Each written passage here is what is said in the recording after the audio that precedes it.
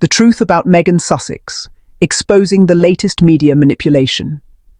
There's a reason the British media grow uneasy whenever Prince Harry and Meghan Sussex refuse to stay silent, because silence is the soil in which their falsehoods thrive. Every time the Sussexes speak, every time they calmly and confidently correct misinformation, the fragile web of distortion begins to fall apart. This latest attempt to mislead the public is a perfect example. A British tabloid headline loudly declared that Meghan loses her 10th spin chief in 5 years, a sensational and inflammatory claim meant to conjure up chaos where there is none. It painted a picture of instability, of dysfunction, of an impossible working environment, the same tired narrative they have tried to impose on Meghan for years. But here's what they don't want you to know. It's not true. When the facts came out, the reality was clear and simple.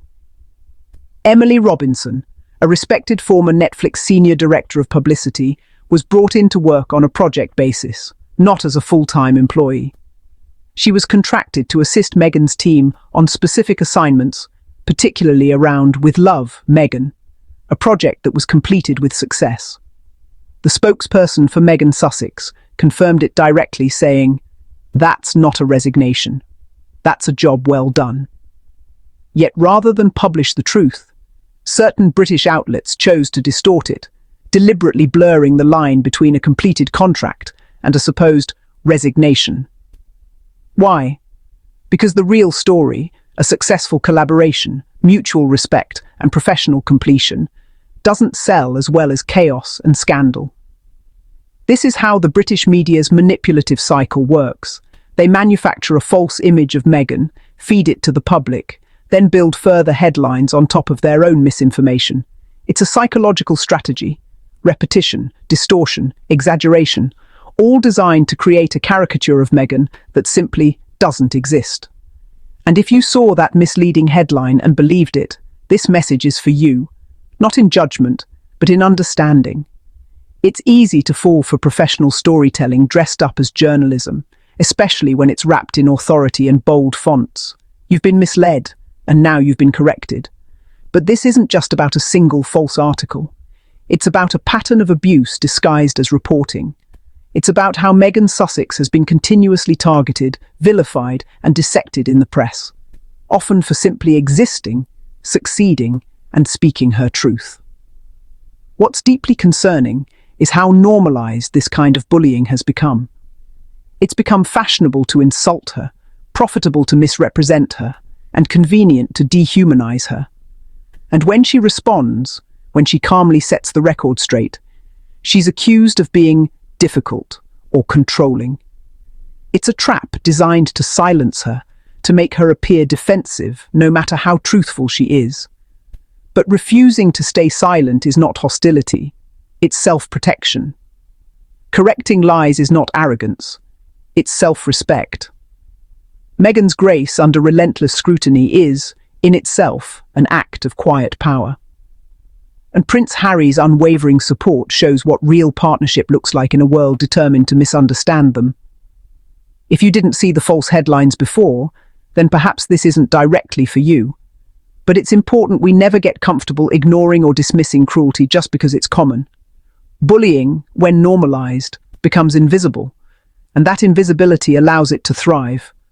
Every time misinformation about Meghan Sussex circulates unchecked, it contributes to a larger cultural problem: the dehumanization of women who refuse to fit into outdated molds. It's not harmless gossip. It's a system of control through distortion. So the next time you see a loud, sensational headline about Meghan, pause before believing it. Ask yourself, who benefits from this narrative? Because time and time again, the truth has shown that what's printed about Meghan often says more about the insecurities of those writing it than it does about her. Meghan Sussex has never needed to chase attention. Attention finds her because truth has gravity. And every attempt to diminish her only makes her light shine brighter. In the end, truth always stands. And it just did, again. What makes this moment so powerful is the quietness of it. Meghan Sussex didn't need a press conference, an argument, or a storm of defensive words. One short clarification from her representative was enough to turn an entire day's worth of tabloid noise into a footnote of embarrassment for those who published it. The British press have learned again that truth, once released, moves like light through a keyhole, small at first, then impossible to contain. They have built an empire out of suggestion. A single adjective, former, lost, quit, and they can change the shape of a narrative. They know that many people will only ever read the headline, and that outrage spreads faster than correction. But Meghan has always understood the deeper power of context. Her answer is not a tantrum. It is a reminder that transparency is its own kind of elegance. Those who actually followed the work Emily Robinson did know the truth. The With Love, Meghan project thrived. It carried warmth, craft, and direction.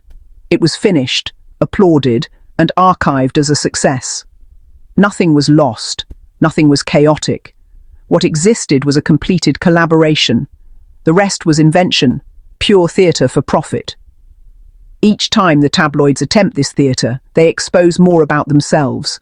They show how dependent they are on Meghan's name to fill pages, how allergic they are to her calm happiness in California, how they cannot bear the sight of a woman thriving beyond their reach.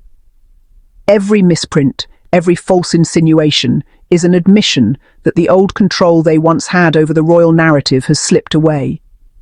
There is something almost poetic about their desperation. They imagine that by repeating a fiction often enough, they can make it true.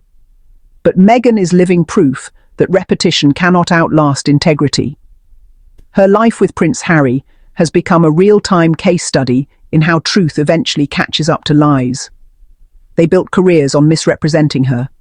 She built peace on correcting them, then moved on to better things. People often say she breaks the internet, but what she actually breaks is conditioning, the learned reflex to believe whatever the British establishment prints.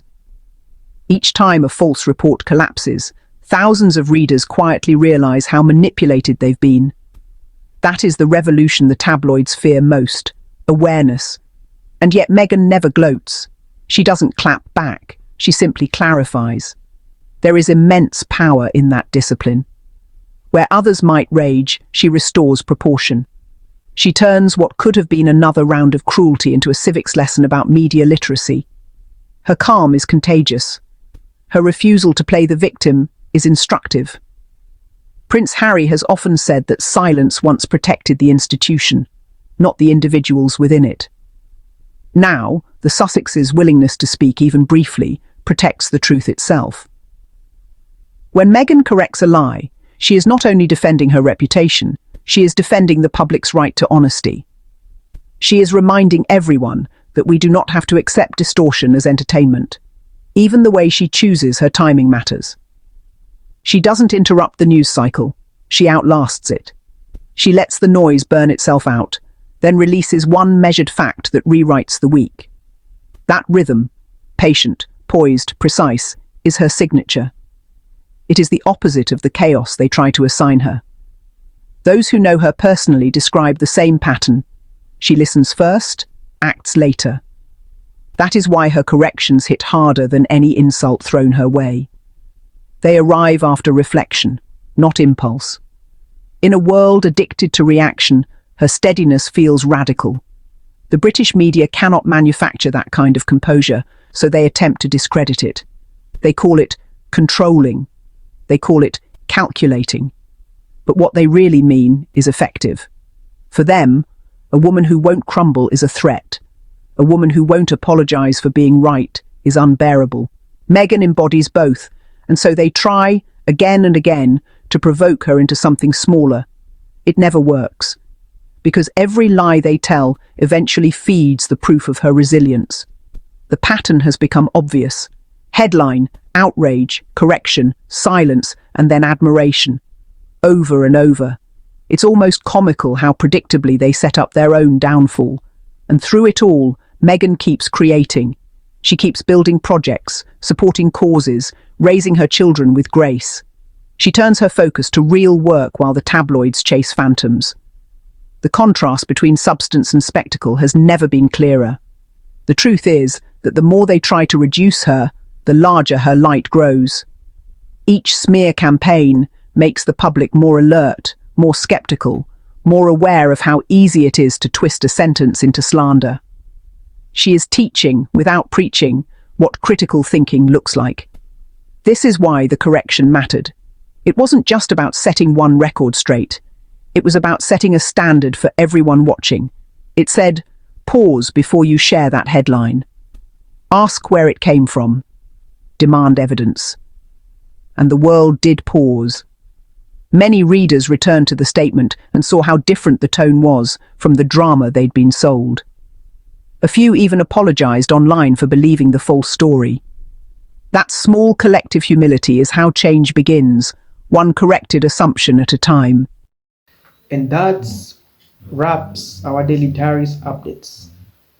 Harry and Meghan. Always keep the world talking. And if you enjoy this update, do not forget to like, share, subscribe. And for more royalty served with honesty, just right here on Daily Diaries Friday. Till next time, stay kind, stay curious, and keep shining. See you next time with more royal news and good vibe. Bye bye.